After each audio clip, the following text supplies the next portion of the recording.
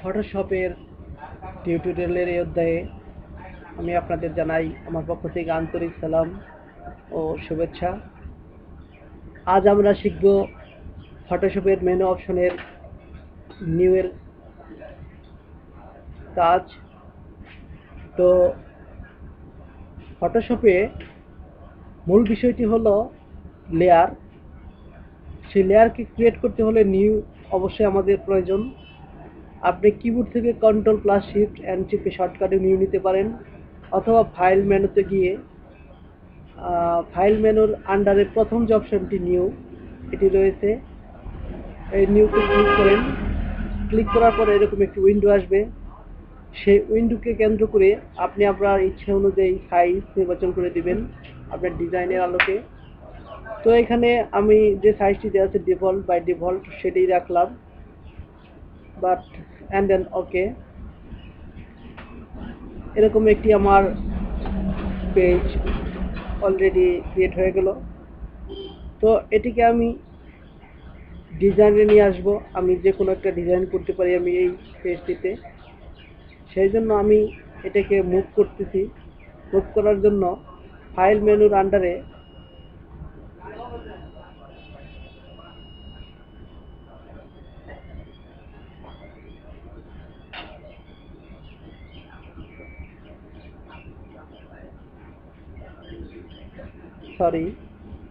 ইমেজের আন্ডারে road canvas মেনুতে গিয়ে আমি এটিকে 90 ডিগ্রি সিডব্লিউতে ক্রিয়েট করলাম।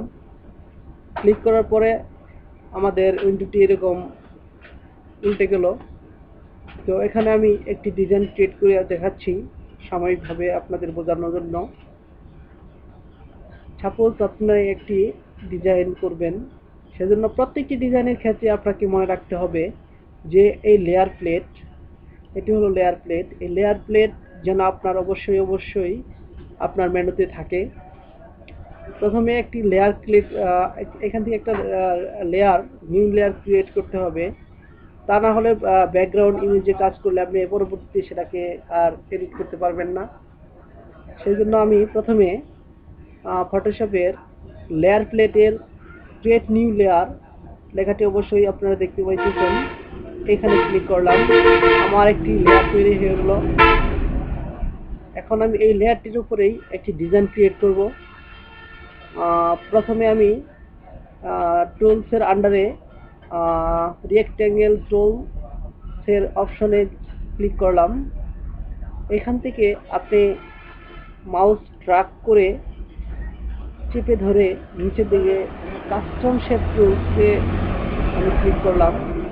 এখন এখান থেকে একটা শেপ নিব।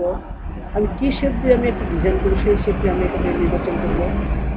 তো শেপে ক্লিক করার পরে আপনি এরকম অনেক চিত্র দেখতে পাবেন।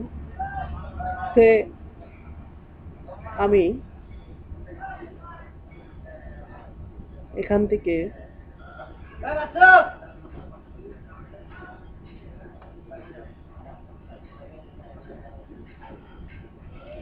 আমি এই শেপটি নির্বাচন করলাম। নির্বাচন করে আমি কর্নার থেকে মাউস ড্র্যাগ করে আমি আমার কাঙ্ক্ষিত পেজটির উপর এনে ছেড়ে দিলাম। এখন পেন টুল দ্বারা, এই টুলটির নাম হলো পেন টুল। পেন টুল দ্বারা আপনি মাউসের রাইট বাটন ক্লিক করে মেক সিলেকশনে ক্লিক করবেন। তারপর ফেদ আর জিরো দিবেন। জিরো দিয়ে ওকে করবেন। আপনার ডিজাইনটি ক্রিয়েট হতে যাচ্ছে, আকর্ষণীয় ডিজাইনটি। এখন আপনি এখানে কালার ড্র করতে হবে আপনাকে। কালার ড্র করার জন্য কালার প্লেট আছে, এখানে কালার প্লেট আপনি যে কোনো কালার এখানে ড্র করতে পারেন। সাপোজ আমি কাস্টম কালার ইউজ করতে চাই, সেই জন্য আমাকে গ্রেডিয়েন্ট টুল ইউজ করতে হবে টুলসের আন্ডারে। তো গ্রেডিয়েন্টে গিয়ে আমি যখন এখানে দুটি কালার নির্বাচন করে দিচ্ছি, তো আমি এই কালার দিতে চাচ্ছি না, আমি চাচ্ছি আনকমন একটি কালার দেওয়ার জন্য। কালার প্লেটের সেট ফরগ্রাউন্ড কালারে ক্লিক করলাম। তারপর এখান থেকে আমি গ্রিন নির্বাচন করে দিলাম। সাথে এখানে ইয়েলো দেওয়া আছে, আমি ইয়েলোর জায়গায় রেড দিলাম। এখন আমার শেপটি তৈরি হয়ে গেল গ্রেডিয়েন্ট।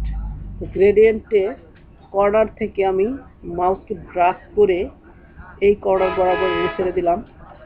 দেখেন চমৎকার একটি ডিজাইন ক্রিয়েট হয়ে গেল। তো এইভাবে ফটোশপে আকর্ষণীয় ডিজাইন আপনি মুহূর্তের মধ্যেই তৈরি করতে পারেন। সেই জন্য শুধুমাত্র আপনার ইচ্ছা শক্তি যথেষ্ট। আর অবশ্যই অবশ্যই আমাদের টিউটোরিয়ালগুলো মনোযোগ সহকারে দেখবেন।